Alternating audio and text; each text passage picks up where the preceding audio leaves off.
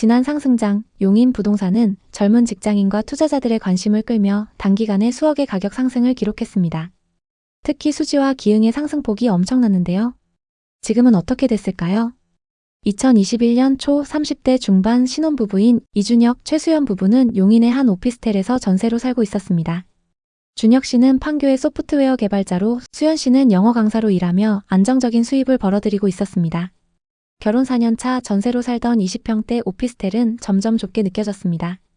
특히 아이를 계획하며 더 넓고 안정된 집에 대한 열망이 커졌죠. 이제 우리도 진짜 내 집을 가져야 하지 않을까? 준혁 씨가 수연 씨에게 조심스레 말을 꺼냈습니다.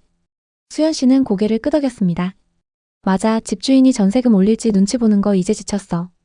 우리 집에서 안정적으로 살고 싶어. 부부는 용인 기흥구의 신축 주상복합 아파트를 주목했습니다. 기흥역 초역세권, 신축 단지의 상권까지 완벽한 입지였습니다. 무엇보다 부동산 시장이 뜨겁게 달아오르던 시기였죠. 용인 부동산 시장은 2021년 당시 전국에서 가장 뜨거운 지역 중 하나였습니다. 삼성전자 기흥 캠퍼스와 수원, 화성 등 인근의 산업단지로 인해 꾸준히 유입되는 젊은 직장인들, GTX 개통 계획과 기흥역 주변 개발 호재로 투자자들의 관심이 집중되었죠. 부동산 뉴스는 연일 용인 반도체 클러스터 호재로 거래량 최대, 기흥역 역세권 지금이 마지막 기회, 이런 헤드라인으로 도배되었습니다. 전문가들은 용인은 수도권 접근성과 개발 호재로 장기적으로도 상승 여력이 충분하다며 낙관적인 전망을 쏟아냈습니다. 준혁 씨는 부동산 앱을 보며 말했습니다. 여기 매매가가 많이 오르긴 했는데 신축의 역세권이니까 더 오를 가능성이 높아. 수연 씨도 동의했습니다. 실거주도 되고 투자 가치도 있겠네. 지금 안 사면 나중에 더 비싸질 거야. 부부는 이 기회를 놓치고 싶지 않았습니다. 매물은 31평형 30층으로 매매가는 9억 9,500만 원이었습니다. 자금은 기존 전세 보증금에 모은 돈을 다 합쳐 3억을 마련했고 부모님 도움 2억, 나머지 5억은 주택담보대출로 충당했습니다. 월 이자는 약 100만 원으로 계산되었습니다. 이 정도면 감당할 수 있어. 전세 살면서 매번 오르는 전세금보다 낫지. 준혁 씨가 자신 있게 말했습니다. 2021년 중순 부부는 계약서에 도장을 찍었습니다. 계약 직후 용인 부동산 시장은 더욱 뜨거워졌습니다. 한 달 만에 같은 단지 비슷한 조건의 매물이 10억 8천만 원에 거래됐다는 소식이 들려왔죠. 심지어 호가 시세는 13억까지 치솟았습니다. 부부는 환호했습니다. 우리 진짜 잘했어. 한 달 만에 1억이나 올랐잖아. 시장의 열기는 부부의 자신감을 부추겼습니다. 집값이 이렇게 오를 줄 알았으면 더 일찍 샀을 텐데. 준혁 씨는 웃으며 말했습니다. 이미 성공한 거나 다름없어. 부부는 새 가구와 고급 가전제품들을 구입하며 집을 꾸며나갔습니다. 준혁 씨는 뿌듯함을 감출 수 없었습니다. 내가 타이밍을 잘 잡았구나. 친구들과의 술자리에서 그는 자신감 넘치게 말했죠.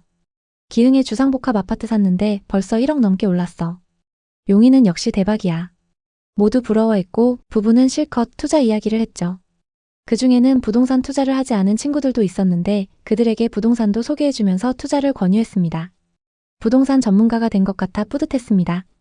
그러나 2022년부터 기흥역 주변 신축 아파트의 호가는 점차 하락했고 실거래가도 급격히 떨어졌습니다. 부부가 계약한 지 1년 반 만에 비슷한 조건의 매물이 7억 5천만 원에 거래되었습니다.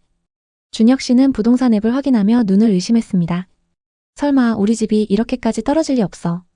하지만 하락은 멈추지 않았습니다. 2022년 말 같은 단지의 매물이 6억 9천만 원에 거래되었습니다. 부부가 계약한 9억 9,500만 원에서 3억 가까이 하락한 셈이었습니다. 어떻게 6억 9천만 원이야? 우리가 산 가격보다 3억이나 낮아졌다고?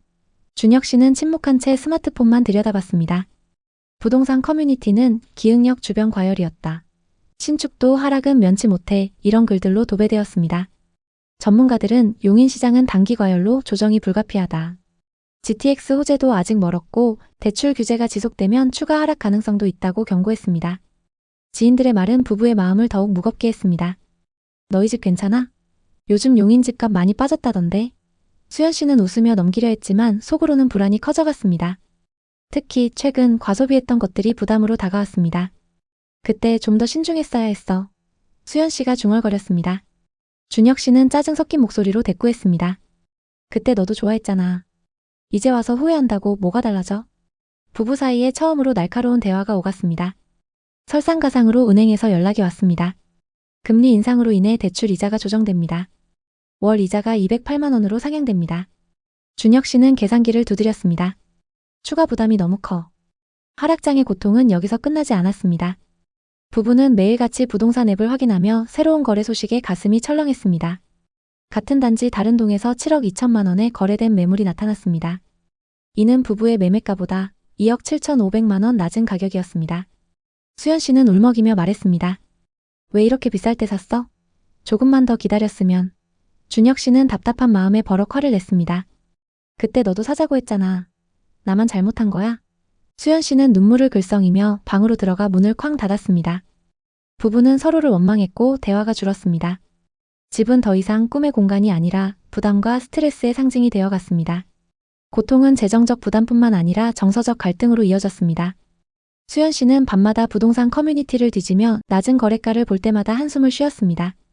내 친구는 전세로 버티다가 더 싸게 샀어. 우리가 너무 성급했어. 준혁 씨는 그런 아내를 보며 짜증을 냈습니다. 그때는 다들 오를 거라고 했어.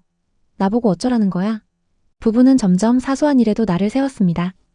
집은 더 이상 안식처가 아니라 부부의 불화를 증폭시키는 공간이 되어갔습니다. 신혼 후 첫 우리 집이었지만 새 집에서의 삶이 행복하지 않았습니다. 거래는 뚝 끊겼고 매물이 쌓여가면서 가격도 계속 떨어졌습니다. 가계부는 더욱 암울했습니다. 월 고정 지출은 대출이자 208만 원, 관리비 25만 원, 생활비 150만 원, 보험료와 통신비 등으로 400만 원을 넘었습니다. 수연 씨의 프리랜서 수입은 불규칙했고 준혁 씨의 월급만으로는 빠듯했습니다. 부부는 외식을 완전히 끊고 주말 쇼핑도 멈췄습니다. 부동산 앱은 더 이상 열어보지 않았습니다.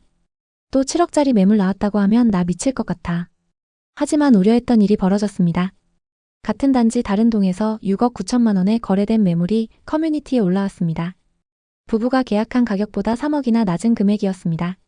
준혁 씨는 앱을 보며 중얼거렸습니다. 우리가 너무 고점에 샀나 이게 말이 돼? 수연 씨는 울컥하며 말했습니다. 그때 네가 더 신중했어야지. 이렇게 될 줄 알았으면 전세로 더 살았을 거야. 2025년 초 용인 부동산 시장은 소폭 회복되었습니다. 같은 단지 매물이 8억 3천만 원에 거래되었지만 여전히 부부가 계약한 9억 9,500만 원에는 한참 못 미쳤습니다. 수연 씨는 네이버 부동산을 보며 한숨 지었습니다. 다른 동에 8억 매물 또 나왔대. 우리는 왜 이렇게 비싸게 산 거지? 준혁 씨는 아무 말 없이 고개를 숙였습니다. 부부는 매일 밤 가계부를 들여다보며 지출을 줄일 방법을 고민했습니다. 수연 씨는 강의 일을 늘리려 했지만 일감이 줄어들며 수입이 불안정했습니다. 준혁 씨는 야근을 늘렸지만 늘어난 이자와 생활비를 감당하기엔 역부족이었습니다. 2025년 여름 부부는 점차 현실에 적응해 갔습니다. 시세는 여전히 8억 중반선에서 머물렀고 부부의 매매가는 손실 구간이었습니다. 하지만 그들은 더 이상 아파트 시세에 연연하지 않았습니다. 이제 와서 후회해봤자 뭐해. 여기서 우리가 사는 게 중요하지. 준혁 씨가 말했습니다. 수연 씨도 고개를 끄덕였습니다. 맞아, 다투는 것도 지쳤어. 우리 같이 이겨내자. 수연 씨는 영어 과외를 새로 시작하며 가게의 보탬이 되었고 준혁 씨는 회사에서 승진하며 월급이 소폭 올랐습니다. 이자 부담은 여전히 컸지만 전세 만기 걱정 없이 안정된 공간에서 생활하는 것은 큰 위안이었습니다. 전세 살던 때 생각하면 집주인 눈치 안 봐도 되는 게 제일 좋아. 수연 씨가 웃으며 말했습니다. 부부는 주말마다 단지를 산책하고 역 근처를 구경하며 긍정적으로 생각했습니다. 한 번은 준혁 씨가 베란다에 서서 기흥역 방향을 바라보며 말했습니다. 서로 다투면서 힘들었지만 이 집은 우리 삶의 시작이잖아. 여기서부터 다시 시작해보자. 수연 씨도 미소를 지으며 고개를 끄덕였습니다. 맞아, 이 집이 우리를 무너뜨릴 뻔했지만 지금은 우리를 지탱해주고 있어. 이준혁 최수연 부부의 이야기는 부동산 시장의 냉혹함을 보여줍니다. 용인 기흥구 구갈동의 신축 아파트는 여러 호재로 뜨거운 관심을 받으며 호가가 13억까지 치솟았습니다. 하지만 금리 인상과 공급 과잉으로 6억 9천만 원까지 하락했습니다. 부부는 9억 9,500만 원에 매수하며 실거주와 투자라는 두 마리 토끼를 잡으려 했지만 시장 하락, 과소비, 금리 인상으로 재정적, 정서적 부담을 안게 되었습니다. 하락장 속 부부의 갈등은 그들의 선택이 얼마나 큰 부담이 되었는지를 보여줍니다. 부동산 시장은 변덕스럽습니다. 상승장에서는 모두가 서둘러 매수하고 하락장에서는 조금 더 기다릴 걸 이라는 후회가 뒤따릅니다. 이 부부의 사례는 집이 단순히 자산 그 이상의 의미를 가진다는 점을 보여줍니다. 그들의 집은 시세 하락으로 재정적 부담을 주었지만 전세의 불안에서 벗어나 안정된 삶을 시작할 수 있는 터전이 되어 주었습니다. 과소비와 갈등은 교훈이 되었고 부부는 더 신중한 재정 관리와 서로에 대한 이해를 다짐했습니다. 용인 부동산 시장은 GTX 개통, 반도체 클러스터, 삼성전자 기흥 캠퍼스, 수원 및 화성 인근의 산업단지로 인해 전국에서 가장 뜨거운 지역 중 하나였습니다. 특히 기흥역 주변 신축 아파트는 젊은 직장인과 투자자들의 관심을 끌며 단기간에 수억의 가격 상승을 기록했습니다. 하지만 2022년 이후 금리 인상과 공급 과잉으로 시장은 급격히 하락했고 역세권 신축 아파트도 6억 9천만 원까지 떨어지며 투자자들에게 큰 충격을 주었습니다. 2025년 현재 용인 부동산 시장은 소폭 회복세를 보이고 있습니다. 기흥역 주변 아파트의 거래가는 8억 중반선으로 반등했지만 2021년 고점에는 여전히 미치지 못합니다. 전문가들은 용인은 장기적으로 성장 가능성이 높지만 단기 투자보다는 실거주 목적의 접근이 적합하다고 조언합니다. GTX 개통과 반도체 사업지 개발 이후 교통 인프라까지 개선되면 가격 회복 가능성이 높지만 그 전까지는 변동성이 클 것으로 예상됩니다. 한국부동산원 자료에 따르면 2025년 상반기 용인 기흥구 아파트 매매가는 2024년 대비 약 10% 회복했으나 여전히 2023년 고점 대비 20-30% 낮은 수준입니다. 게다가 최근 시작된 부동산 규제 정책들로 인해 빠른 반등을 기대하기는 어려운 상황입니다. 집을 살 때 중요한 것은 지금이 매수 타이밍인가가 아니라 이 집이 내 삶에 어떤 가치를 줄 수 있는가입니다. 여러분에게 부동산이란 어떤 의미인가요? 댓글에 여러분의 생각을 자유롭게 남겨주세요. 여러분의 소중한 댓글은 누군가에게 큰 위로가 될 수 있습니다. 오늘의 이야기에 공감하셨다면 구독과 좋아요를 눌러주세요. 끝까지 시청해주셔서 감사합니다. 다음 편엔 더 좋은 내용으로 찾아뵙겠습니다.